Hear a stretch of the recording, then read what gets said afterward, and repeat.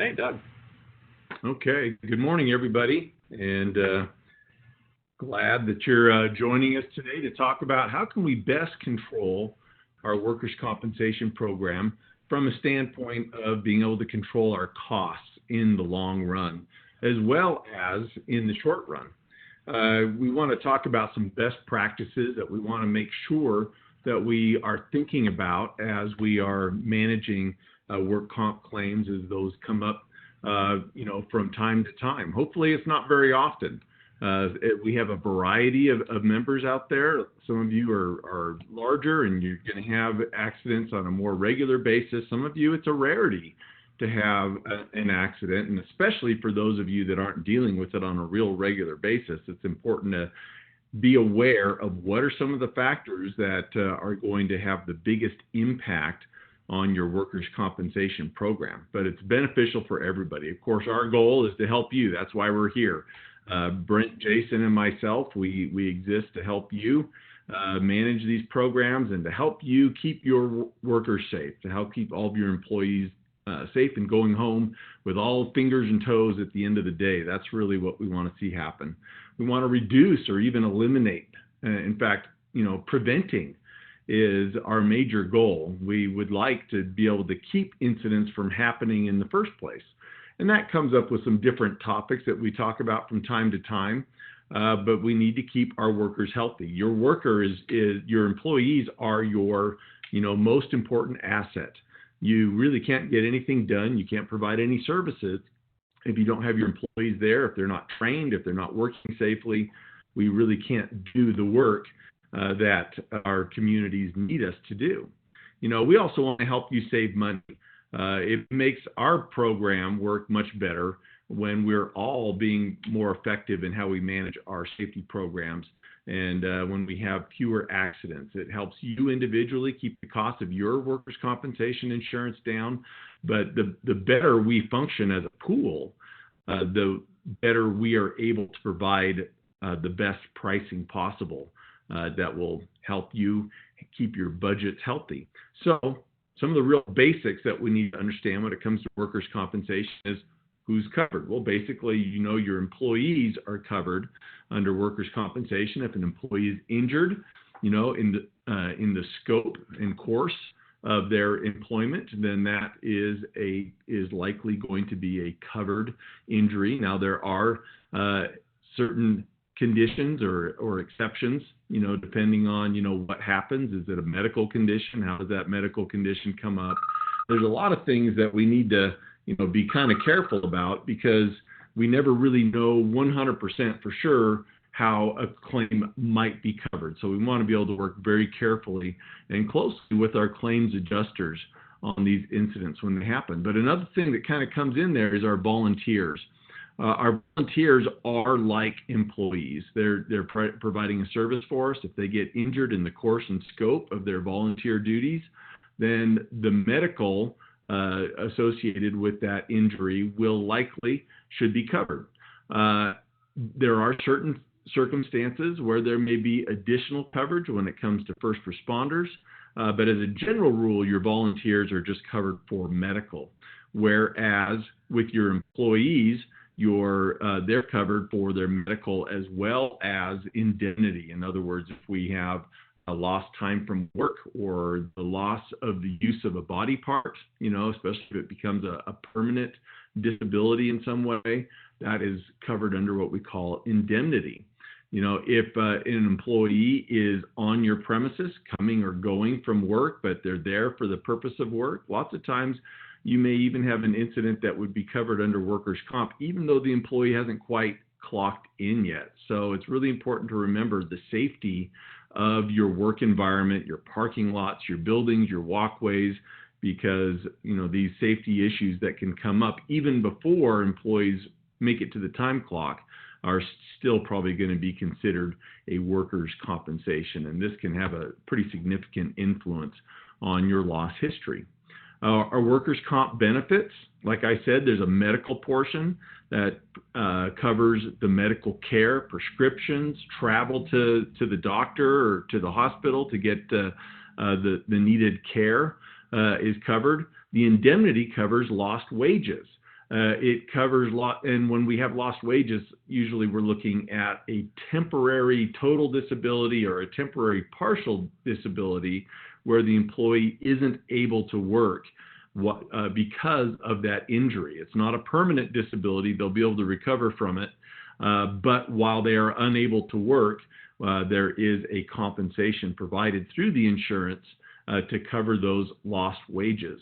Permanent total disability or a permanent partial disability is another part of the indemnity where the employee may be compensated because the injury results in the loss of the use of a certain body part. Maybe it results in the loss of a body part. If you have a small amputation or a large amputation, there are certain indemnity benefits that will apply depending on the extent of that permanent disability, whether total or partial. So it's important to understand that when we talk about that, you have those kind of two aspects to the indemnity, the wages as well as any potential permanent disability, whether it's total or partial. What's the best way to control our workers' compensation costs? And I'll tell you, number one, if I'd put out a poll, my question, this would have been my question, what's the best way to control workers' comp costs? Number one is prevention. If we can prevent accidents from happening in the first place, that's how we keep our costs down, as much as possible. We can prevent accidents by managing a good safety program. Do you have all your training that needs to be done? Is it done on a regular basis? Do we track that training? Are we monitoring the employees after being trained to make sure that they're using the training? I call that implementation of the training. The training doesn't do us any good if the employees don't follow the training. Inspections, are we making sure that our workplaces are safe? The equipment that's being used, is it safe? Is the personal protective equipment, is it the right equipment? Is it in good condition? So, doing inspections of the equipment, the facilities, the tools is an important part of having a safe work environment. Having an active safety committee that involves management and even employees to help us evolve and help us develop a safety culture within our organizations, to help us take a look at how we can learn from what has happened. We do incident reviews to look at either an accident or a close call or an unsafe condition that we've identified and try to learn from that happening so that we can prevent something similar from happening in the future. And helping our whole organization to have a safety culture where everyone is a participant, everybody contributes, and everybody is mindful of their own safety and the safety of others around them. So those are very important aspects of preventing accidents, which is the best way to keep your workers' compensation costs down. We can also take a look at what is happening a lot. What are our big hitters? What kind of injuries are we seeing a lot? Is there some commonalities that we can focus on? Do we have certain employees who have injuries more often than others? That may be something we also may need to focus on. If we have an employee who, averages a work comp claim every year, or maybe even more than that, that may be an employee where we need to go back, take a look at their training, their supervision, and see if we can identify why it is that this particular person winds up being, injured more often than others. So take a look at your frequency, whether it's on an individual's basis or on the type of events that are happening. And when we have an injured worker, getting that injured worker back to work is a very important piece of controlling the cost, because the longer that employee is off work, the more costs we have in the indemnity side of that claim. In other words, we're paying that wage, and the sooner we get that employee back to work, back drawing their normal paycheck, the sooner we can turn off the indemnity side of that claim, and that sometimes can be very significant. Often in the past, we've seen where the indemnity side of a claim is as much as the medical. But over the years, as we've done a better job as a pool in managing our claims and getting people back to work, we've actually seen the indemnity side of those claims come down, and they're not as high comparative to the medical as they used to be. And so that's a good job. Kudos to all of you out there for helping with that, because that makes a huge difference. We'll go into that a little bit more detail to explain how important that is. When we're looking at a lost time claim, we are looking at an indemnity claim if it goes beyond 3 days. The first 3 days that an employee misses work because of their work-related injury, that is covered through their benefits, through their vacation, their sick pay, or whatever. But when we hit day 4, after those first 3 days, then it becomes an indemnity claim, and the workers' compensation insurance begins to compensate that employee for their lost time. The compensation is 66 2/3% or 2/3 of the employee's wage. And that's important. That is calculated based on what the employee work status is. Are they part-time? Are they full-time? If they're part-time, how many hours do they work on average, so that we can determine what that 2/3 of their normal wage is. Now, lots of times employees get concerned because that sounds like they're going to be making less money, and they may take home a little bit less money when they are receiving workers' compensation. But it should be fairly close to their normal take-home pay, because the 66 2/3 is tax-free. There's no withholdings on that. There's no taxes being withheld. And so that employee gets that 2/3 of their wage tax-free. And so that is actual take-home, that 2/3. So we really encourage you to be careful about any policies that you may have where you may try and make up that third that the employee isn't getting. Because if you're making up a whole third, so that they're getting 100% of their regular base pay, you're actually probably putting more money in their pocket than they normally get. And so we call that double dipping. And if the employee is making more money on workers' comp than they do when they're working, then there's obviously going to be a disincentive for them to want to return to work. And even if they're making the same amount of money when they're not working, that's a disincentive to return to work. So we really encourage you not to make up any of that third that the employee loses, because they will be taking home pretty close to their normal pay. And we do want them to want to come back to work. So let's talk about what makes up your work comp premium. Your workers' compensation premium is basically a function of your payroll dollars, and rates associated with the class codes. Class codes are assigned depending on what kind of work the employee does. So whether they are, a municipal employee or whether they're a firefighter, there's going to be different class codes for the type of work that they're doing. So we take that payroll, it is factored by that class code rate associated with your payroll dollars, and what results is what we call your base premium or your payroll premium. We then apply to that payroll premium your EMOD. And I'll explain the EMOD in a little more detail in a second, but basically an EMOD is an experience modification factor. And if your past performance is better than what is expected by standardized calculations, then you get an extra discount off your base premium. But if your performance or your loss history is worse than expected, then you pay an extra premium on top of that base premium. There's also schedule rating that we apply, and that's something that happens within our underwriting department as your risks associated with your operations and your history, with the trust and other factors are taken into consideration at that point. So there may be another rate that's applied there. And there's some other very minor rates that are also included because of certain industry requirements for emergency, coverage that we won't go into at this time. They're very small rates that are added on at the bottom. But the biggest factor is your payroll. Your payroll is the determining factor of what your work comp premium will wind up being. And then it's the class code of the employees. And then it's your EMOD. Those are going to be the three biggest factors in your EMOD, and then the schedule rating after that. So what is your EMOD, that experience modification factor? It is calculated based on your workers' comp loss history for 3 years. It always covers a 3-year period, and so that those claims have the opportunity to develop and hopefully close most of them before we actually include those dollars into our EMOD calculation. It's the first 3 of the previous 4 years at the time that your policy renews. So if your policy renews on January 1st, 2019, then we haven't included any losses from 2018 in that EMOD calculation yet. We just have 17, 16, and 15 in there.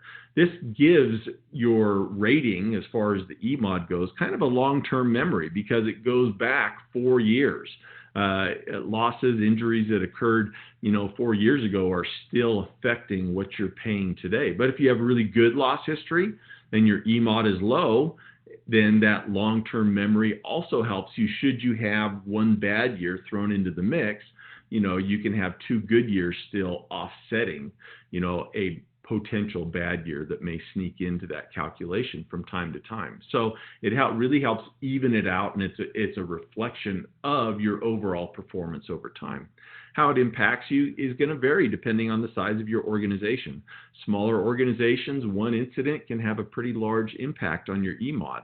A big organization, one incident can have a big impact on your EMOD as well, but it's going to be a much bigger incident to have that kind of impact. And I'll show you in just a little bit, how we take those things into consideration just a little bit when the EMOD is calculated to help even those things out, so that these outliers don't have as big an impact on your EMOD as they might otherwise if you happen to have a really catastrophic loss, for example. Also, when we are calculating the EMOD, the class codes, are in there. Your size affects it, how big your payroll is.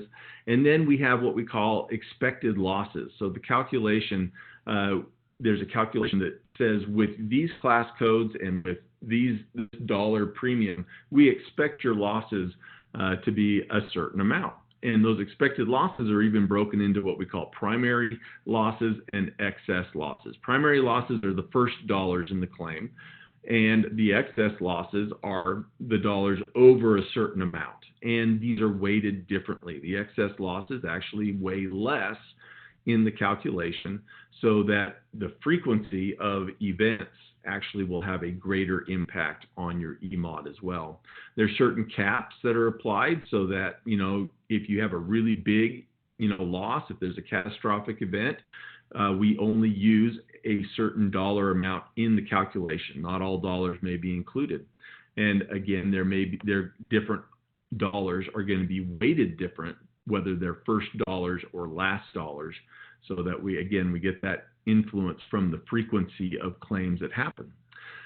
There's the number one thing in the EMOD calculation that can impact your EMOD the most is whether the claims are medical only claims or whether they include indemnity in there. So remember, I mentioned we have the medical portion that we pay on the workers' comp claim, and then there's what we pay to reimburse the employee for something they've lost time, loss of a digit, or something like that. That's indemnity. So if it's a medical only, where we don't pay any lost time and there's no other type of indemnity in there, those dollars associated with that medical care are only 30% go into your EMOD calculation. So if you have say a broken bone and it's a $10,000 medical bill, but it's medical only, we didn't have any lost time, we got the employee back to work, before they missed that 4th day of work, then only $3,000 of that medical cost goes into the EMOD calculation. But should we lose one day of work, one extra day of work, we get into day 4,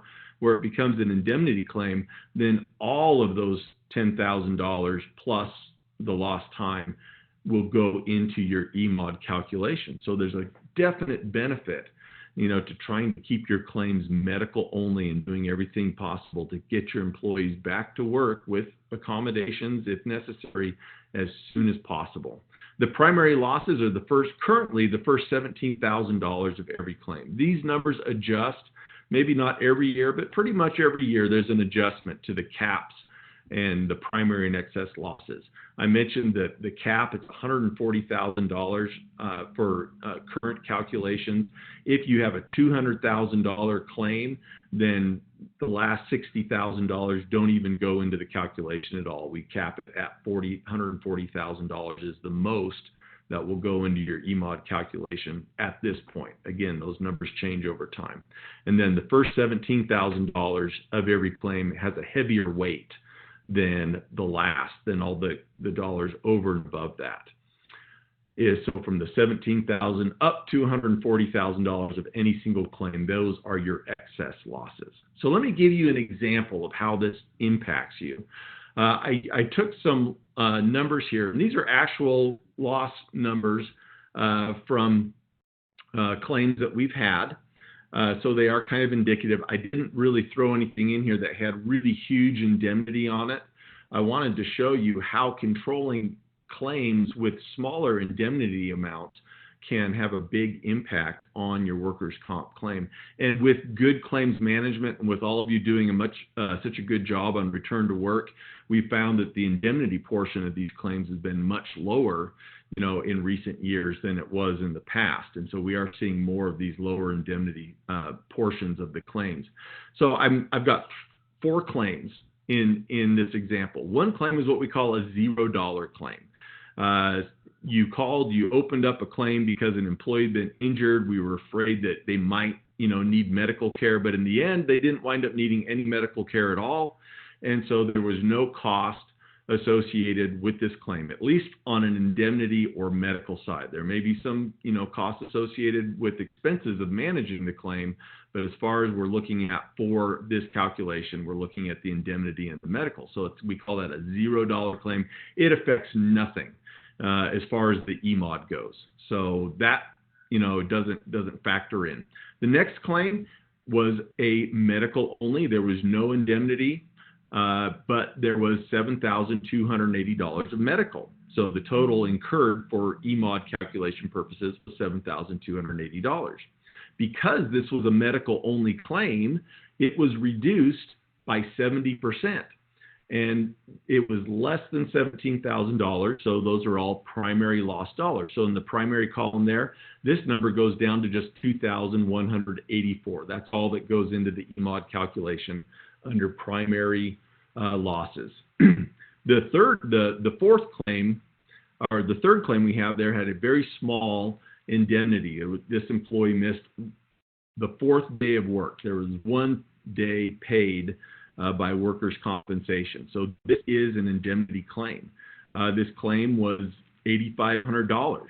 $159 of that was that indemnity portion. All of these dollars hit the primary losses in the workers' comp calculation. The last one, there was $1,759 of indemnity. There was $37,559 in medical. The total, $39,318. All of these dollars go into the EMOD calculation. The first $17,000 are primary, and then the other $22,318 are excess losses. When we take these numbers and we plug them into our EMOD calculation, we get an EMOD of 1.44, which means that this member with this EMOD will pay on top of their payroll premium or their base work comp premium. Sorry, I hit a button there. They will pay an extra 44%. So that say your base premium is $10,000, your EMOD is $144. Now you're going to be paying an extra $4,400. So $14,400 is going to be that next bit of your premium calculation. Granted, we still have some other factors that we can apply to that. So that may not be the end dollars that you wind up paying. So we said controlling this, the best thing to do is to prevent an incident. So let's say we were able to prevent that large claim from happening altogether. We can just say it didn't happen. We discovered the hazard before the employee got hurt. We corrected it. We prevented the accident so it didn't happen. So that almost $40,000 claim there does not go into our EMOD calculation. These other 2 smaller claims still go into the EMOD calculation. If that were the case, our EMOD, instead of being a 1.44, is only a 0.93. So this member then gets a 7% reduction from their base premium. as their work comp premium is being calculated. And so that's a savings because of a good loss history. So when we can prevent incidents from happening, it has a great impact on what you're going to pay in that premium. Remember, all of these incidents in your premium, they are there for 3 years. The effect of each claim, continues to affect that EMOD for 3 years. And so you basically pay that extra amount, or you get that extra savings, year after year after year until it drops out of that EMOD calculation. Now let's look at this another way. Let's say we take a look at these same 4 claims, but on that next larger claim where we had the 1 day of indemnity, let's say we had managed to find a way to get that employee back to work 1 day sooner. We're in touch with the doctor ahead of time. We were working with the claims adjusters, and we were communicating and making sure that everybody was aware that we wanted to accommodate any restrictions possible, get this employee back to work, and we managed to get this employee back to work before day 4 was lost. In that case, we can drop that $159 from the calculation, but in addition to saving that $159, not having to be paid at all, this claim now becomes a medical only, and only $2,511 go into the EMOD calculation. So in this example, where all we did was get an employee back to work 1 day sooner and keep that claim as a medical only, we were able to reduce the EMOD from a 144 to a 128. So if we're looking at that, that's 16 basis points, or 16% factored on your base premium. So that's 16% of, for example, a $10,000 base premium. That's $1,600 that we're going to save every year for 3 years going forward. So that's a savings. And then the other assumption is all 4 of these incidents still happened, but even on the biggest one, we were able to find a way to work with the doctors and make accommodations and get this employee back to work before that day 4 occurred. And so all of these claims, the medical still exists from all 4 of these, these 3 incidents in the work comp premium, but they're all reduced by that 70%. So in this case, we get this reduction down to $2,511 on the second one, and $11,268 on the third one, instead of that $37,000. This brings our EMOD down to 1.07. So this gives us a significant 37% or 37-point reduction, in our EMOD calculation. So your indemnity we reduced by $1,918 by not having to pay that time off of work, and that helps. But then everything being reduced by 70% has this huge impact on that $10,000 base premium. That saves us $3,700 a year. And when we multiply that out over the effect over 3 years, we basically more than saved our base premium. It's like getting a year of insurance for free, because we got the employee back to work before day 4. So return to work is the next most important thing you need to understand when it comes to managing your workers' compensation program. So what is return to work? Why do I want an employee to get back to work? And how do I implement a return to work program? So a return to work program is basically where we have an injured employee and we get them back to work as soon as is medically reasonable. We need to make sure that we are communicating with the doctor, that we're getting restrictions from the doctor. The doctor will say this employee can only sit for 2 hours at a time, and then they need to get up and move around, or they may put a lifting restriction on them. They can't lift more than 10 pounds. Someone may have their arm in a sling, and so they may not have the use of an arm. And so there's certain restrictions that we would have to follow and find work for this employee to do that meets the restrictions that the doctor has identified. Even, if these restrictions make it difficult for them to do their normal job, or even impossible for them to do their normal job, if we can find work for them to do and get them back to work, we have that opportunity to save in the long run tens of thousands of dollars potentially on the premiums that we're going to pay. And in those instances where we're able to totally avoid the indemnity altogether and keep everything as medical only, it actually, you make back on your savings on the premium, way more than it costs, for the payroll that we would have paid, having this employee off work with that indemnity portion of their wages. So why do we want to return them back to work? Well, there's the savings. That's the big part on our workers' compensation, but there's also productivity.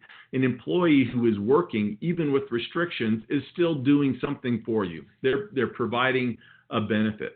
Even if they're answering phones, maybe that wasn't their normal job, but they're answering phones, and maybe that's freeing up somebody else, a clerical position, to spend more time, with other aspects of their job instead of answering phones. So it can increase everybody's productivity, even if we're accommodating a restriction. We do a better job of keeping employees. Employees that we get back to work are more likely to stay working for us. When an employee is off work for an extended period of time, weeks or months even, from a workers' compensation incident, they have a much higher rate of never coming back to work for us. And so we keep our employees, we get to hang on to the training and the experience that they have. And when employees get back to work, they tend to heal faster. When they're in a normal routine, they will heal faster often, especially when we are maintaining those restrictions and not allowing the employee to do anything that would risk re-injuring themselves. Employee morale is also better. Employees that stay at home, and are excluded from the work environment tend to, lose morale. Their morale may get lower and lower the longer they're away from work, unless they want to come back to work. And the same thing with our other employees, when they have to make up for someone who isn't there, they have to make up for that person's work. That impacts their morale as well. So taking advantage of that extra productivity, even if it's for a light duty job, can help keep everybody's morale up. There's hidden costs associated with an employee being off work. Who's going to do their job? Okay, we have to backfill that position. And even with restrictions, sometimes we have to do some backfill. But if the employee's not there, they're not providing any extra productivity at all. So we have that lost productivity. We may have to pay other employees overtime to cover for the lost productivity. We may have to retrain people to cover that employee's regular job. So there may be costs associated with that. If we have employees doing a job that they're not accustomed to doing because they're covering for somebody else, there may even be additional accidents or damage that may result from that inexperience. And need for extra supervision when you have people who aren't experienced in what they're doing, covering those positions. So to clarify, when we're talking about back to work, we're only talking about workers' compensation cases only. If you have an employee that gets injured doing something at home on their free time and it's not work related, we're not encouraging you. You make up your mind whether you want to accommodate that employee's light duty restrictions or not if they want to come back to work. The back to work that saves us money is where we are being able to reduce the costs associated with a work comp claim. And that's not to say that you can't accommodate light duty for others as well, but that doesn't have an impact on workers' comp. It's up to you on how you handle those cases. A comprehensive, absence and leave policy would be very helpful if you do have employees that are injured off the job, to help them understand, when they can come back to work and what is required for them to be able to come back to work. If an employee comes to work and they were injured at home off the job, and then they come to work and aggravate that injury at work, then that potentially can become a compensable claim. And so we want to be real careful. If an employee has been injured off the job, we don't want them coming to work and getting hurt because they're more fragile, because we may become responsible for all or part of that because they got hurt on the job. We really want to, increase our productivity too. There was a study years back that demonstrated only about 5 to 10% of injured workers needed more than 1 or 2 days off work after an injury, but in fact 24% of employees were losing more than those 1 or 2 days from work. And so it is pretty common for employees to get more time off because of their injury than what is actually necessary for them to come back to work. Why do you want an employee, to come back to work before they're completely healed, especially if it's a work comp claim? Well, there's that savings we talked about. But we're really looking at about 60 to 80% of injuries that involve unnecessary time off. Even if we can't keep that claim of medical only, we can still keep the cost of the claim down. If I can return someone to work in 2 weeks instead of 2 months, then there's that extra 6 weeks of indemnity that gets added onto that work comp claim, which impacts the EMOD, which affects 3 years of work comp premiums in a row. So you pay for it year after year after year. You win with return to work, and so does your employee. You're much more likely to keep your employees that you have with their skills and experience when we get them back to work sooner. When we give them transitional duty jobs, there are needed tasks in your organization that probably are going undone, that nobody's doing because we don't have enough employees to do everything that we need to have done. If we can find transitional duty jobs that can cover some of those things that we're not getting done anyway, then that is beneficial to us. We can also increase the productivity of employees that are there, doing their jobs. EMOD benefits as well. And so you save money year after year.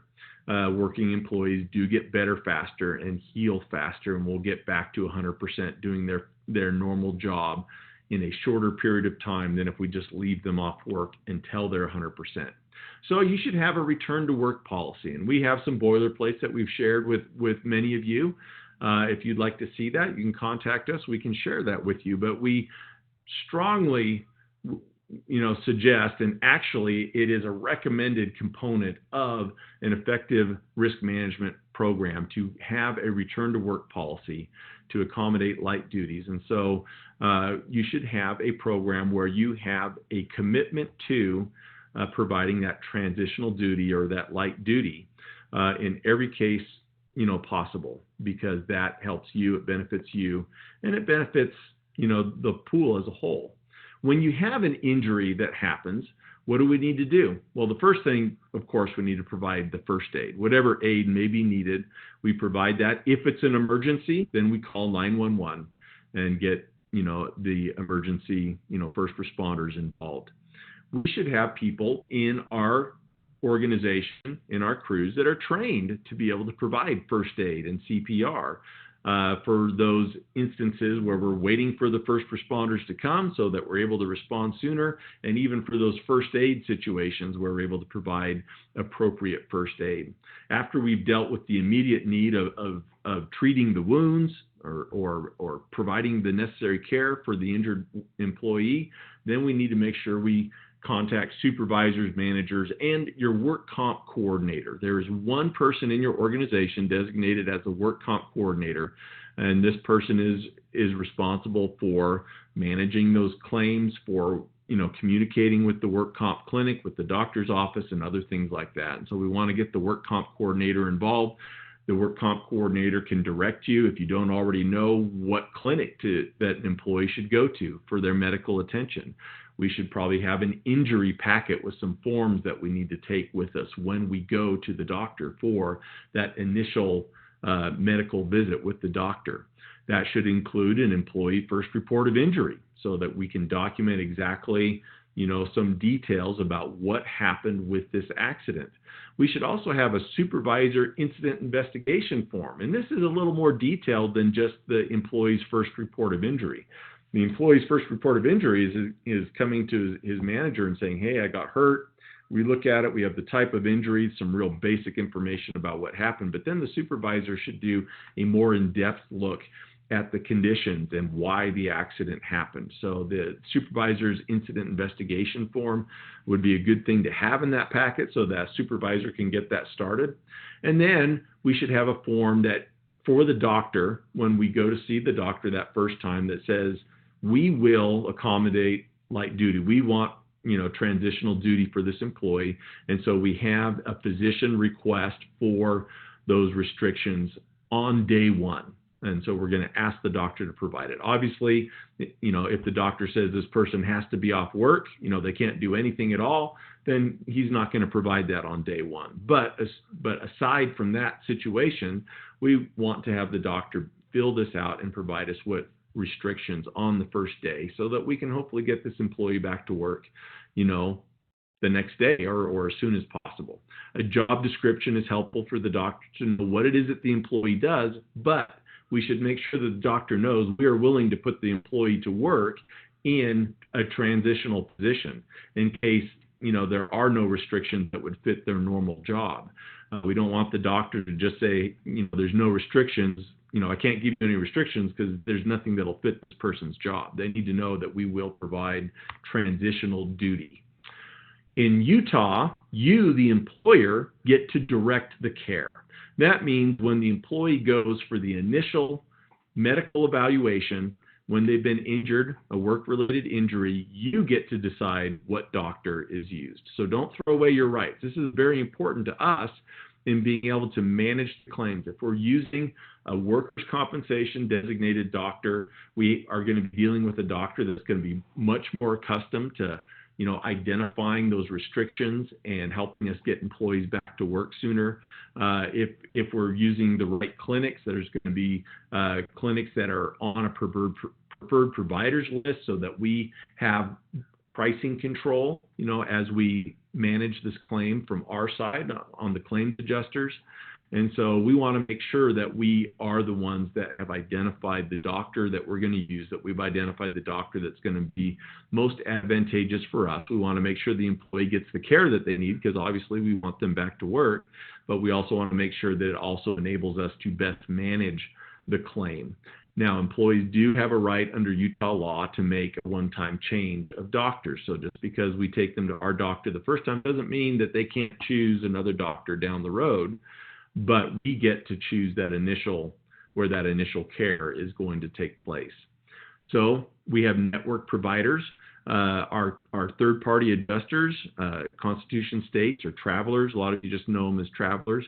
They have a website, and you can go to this, my work comp info, mywcinfo.com will help you find information about network providers in your area.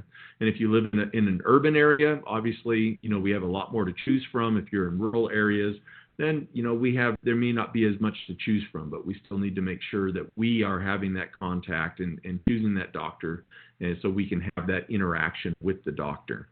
So take a look at that ahead of time. Make sure you have identified who your preferred providers are going to be and have a first choice and a second choice just in case there's a problem with hours of the clinic, after hours, weekends, or things like that, and have a plan. What do you do with employees that may be injured when your primary, provider is not, open or available?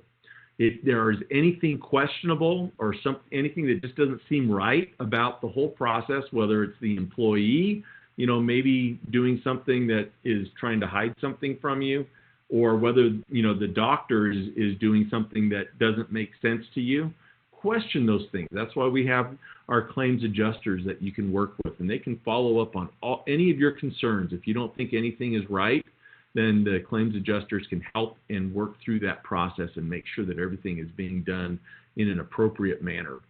Report all injuries no matter what, but reporting all injuries doesn't necessarily mean we're opening a claim on every little injury that happens.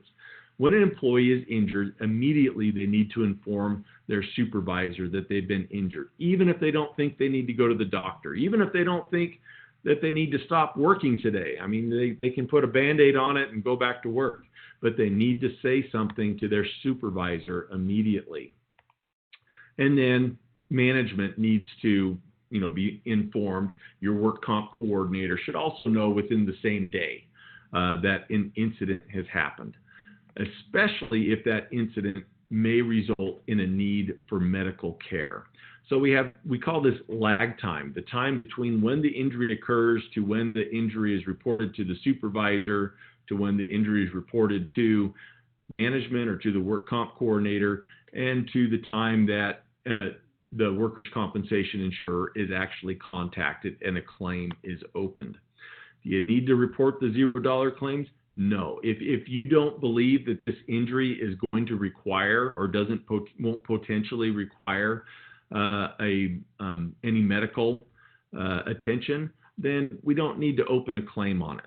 Okay, if it's a paper cut and we clean it and whatever, that's just fine. But if there's strong potential for medical to be necessary, even if it doesn't seem to be the case on day one, and we may want to go ahead and open a claim. A good example would be, say, a puncture wound. Now, if you get a puncture wound, you should probably go to the doctor. Puncture wounds are much more likely to result in an infection.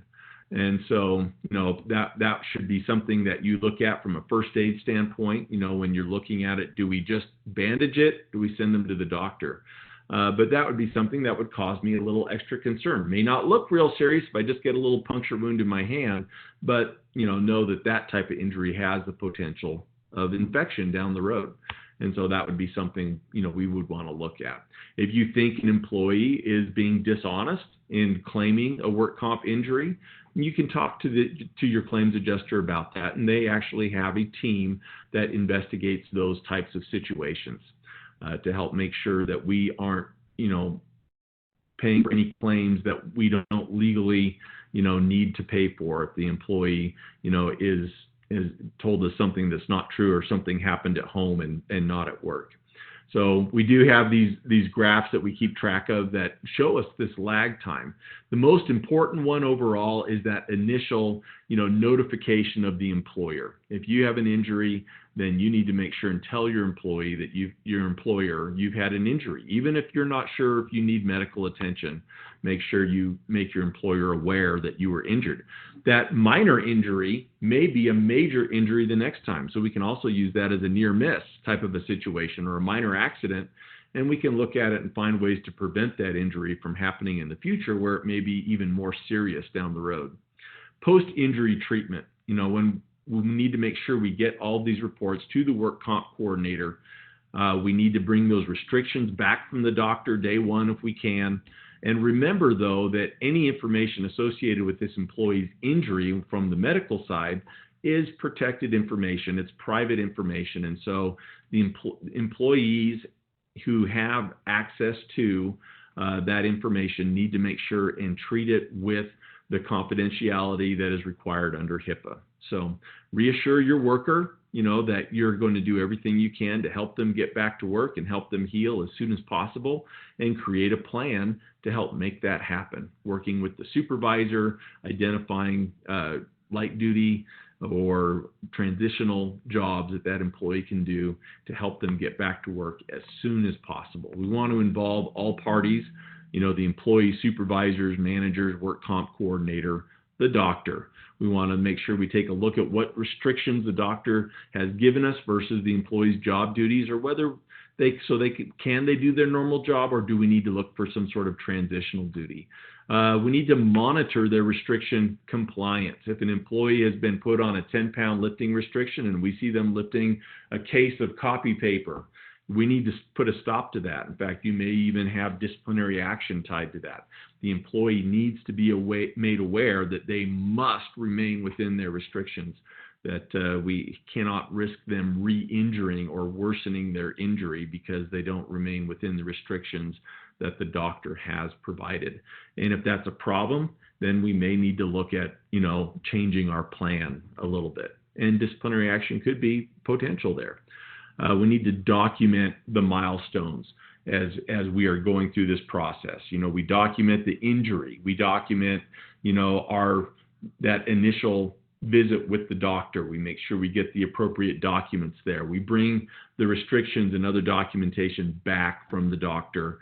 Each of these are steps that we need to make sure that we're doing as soon as possible so that we can manage this claim and do everything possible, hopefully, to keep it a medical-only claim, or to make sure that we get this employee back to work as soon as possible. And to the day that employee is given a 100% clearance by the doctor to return back to normal duty, we need to make sure we document anything that goes on with the management of this claim.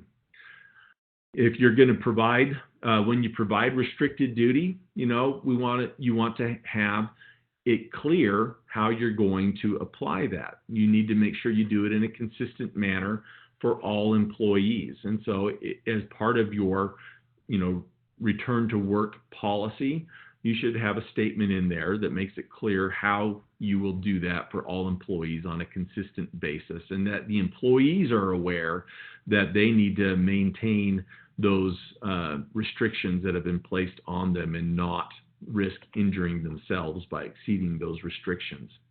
It's important if you have an employee who's off work to follow up with them. Don't just leave them hanging out there and just say, oh, well, the claims adjusters will contact them. If you have an employee who's off work, it's important for their supervisor or somebody at work to contact them on a regular basis to make sure that they know that they are still a part of your family, that they're a part of your work, and that they know that they're wanted, that you care about them, that you're paying attention to what's going on with their situation.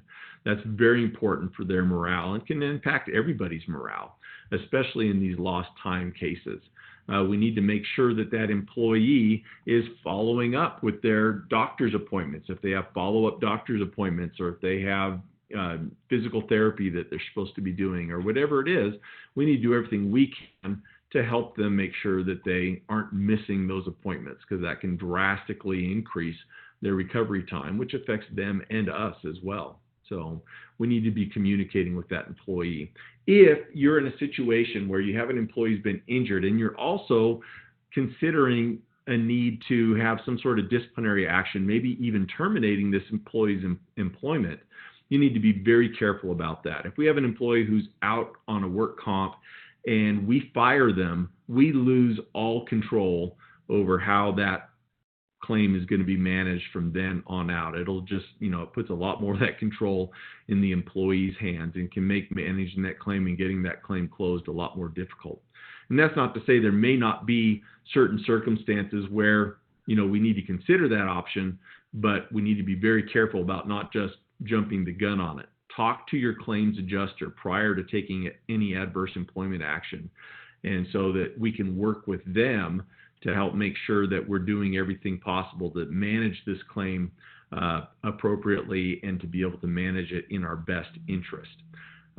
Obviously, consult legal counsel before you take adverse employment action, especially if you're going to terminate someone, who's out on a work comp claim. But anytime you terminate someone, you probably want to get good legal advice before you do that. And an important point here we want to make sure we talk about is seasonal workers. Seasonal workers, every year, I can tell you, when we get to the end of the season in September, October, we do see a rash of work comp claims for seasonal workers. And whether the seasonal worker just got hurt during the year and never said anything about it, but before they leave at the end of the season, they decide, I better say something about this. And that's why we see that influx of work comp claims on seasonal employees at the end of the year, or whether they're just trying to take advantage of keeping a paycheck coming. We need to keep that in mind, because when that seasonal employee goes out on a work comp, if it's a lost time work comp, then we're going to be paying that indemnity to them until we get that claim, likely until we get that claim closed. And so that employee may continue drawing their workers' comp check long after their seasonal position would have terminated. And so it's really important that we manage seasonal workers' safety very closely. We need to make sure they have appropriate training and appropriate supervision. Often we hire seasonal workers and we kind of send them out on their own.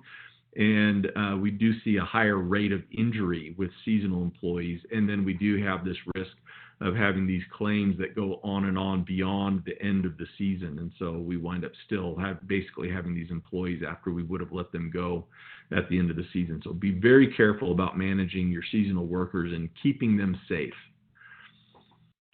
Interactions with adjusters. Our claims adjusters at Constitution State Services are our partners. They're very skilled at what they do. They have a ton of experience. And so, take advantage of that. If you have any questions, if you want any help from them on how to manage these claims best, then give them a call and make sure that you stay in touch with them. They will be pretty good about contacting you regularly, but if you ever have any questions, don't hesitate to give them a call either. So in summary, when it comes to managing our work comp programs, make sure you have policies and procedures that identify how we're going to manage our workers' comp program, especially when it comes to return to work and accommodating that light duty portion, but also the other portions of the paperwork, the investigations, the incident reviews, the preventing these same things from happening again, are also very important aspects of our employee safety. So have good policy and procedure. Make sure you follow it. Make sure we're reporting all injuries in a timely manner. Now, we want employees to report things immediately. We want our work comp coordinator to know the same day. But if it's something that may, go on longer, and we're not sure, we should contact, if we think we're going to have to open a claim because we think there's going to be medical, we need to do that sooner than later, because the claims adjuster's ability to adequately and efficiently manage that claim is going to be greatly impacted by how much time goes by. If a lot of time goes by, if an employee fails to report and months later, 6 months, a year later, they come back and try and say something was work related, that also may affect their ability to actually have a claim. And so it's to the employee's benefit as well as the employer's benefit to make sure that we all communicate and report things in a timely manner. Use directed care. You identify the work comp doctor, and you accompany that injured employee to the doctor when they go in for that initial visit, so that we can make sure we get the information and the documentation that we need from that visit, and make sure that we can communicate to the doctor what we need to communicate, not just what the employee tells them. Manage that initial visit. Return to work or stay on the job. Even better, if we can get the employee back to work immediately, then that helps us maintain a medical-only status on that claim, which will, drastically reduce the impact it has on your EMOD. Accommodate restrictions and provide that transitional duty to help get that employee back at work so that they heal faster and so that we get back to normal sooner and control our claims at the same time.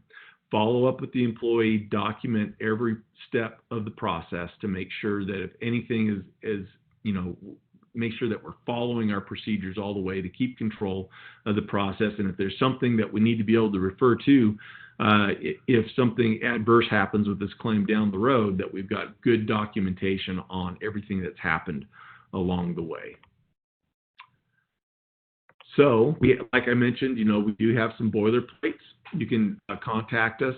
Return to work program, we have an example of a policy for that. Return to work checklist, ideas for transitional duty or light duty, incident reports and investigation forms, as well as incident review forms to help you identify ways to prevent recurrences of the same type of injuries in the future. So, any questions out there?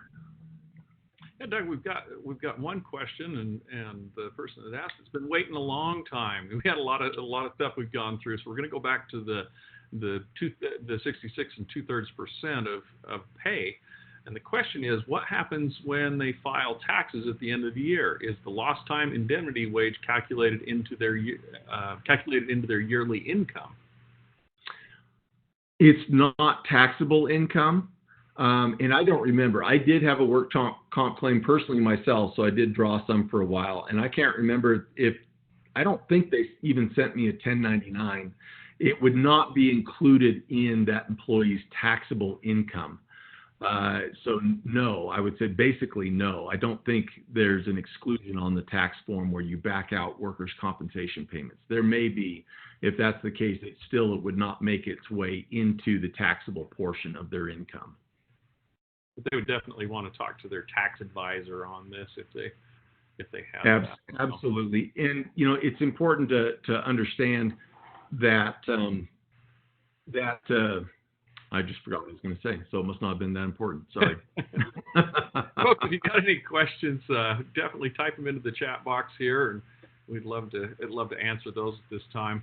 And also, if you've got a specific question you want to talk about, definitely you can give Doug, Brent, or myself a call or an email, and we'd love to help out. And like Doug said, the adjusters, this is what they do day in, day out, all the time, and they can definitely walk you through specifics on a general claim. All right.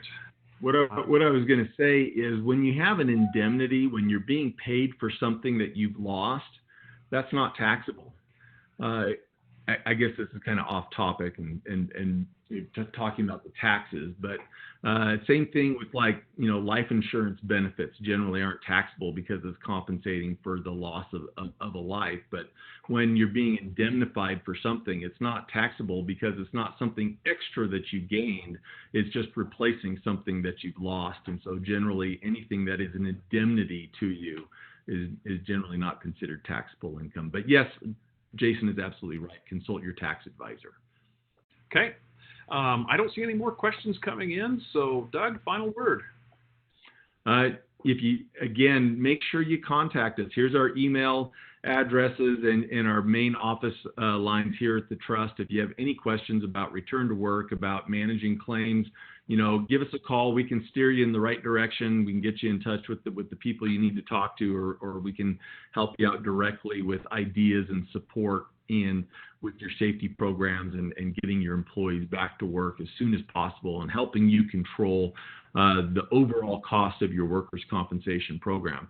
Little things that we do, even just a day here and a day there, getting people back to work sooner can have a significant impact on what you pay for your workers' compensation year after year. So please contact us and feel free to take advantage of our services. That's what we're here for. Great, Doug. Thank you very much. We've got some really good stuff going. Let's keep working on that and dive in, and we definitely can continue on, and all get better together. All right. Thanks, Doug. Appreciate that. Everybody, go out and have a safe day.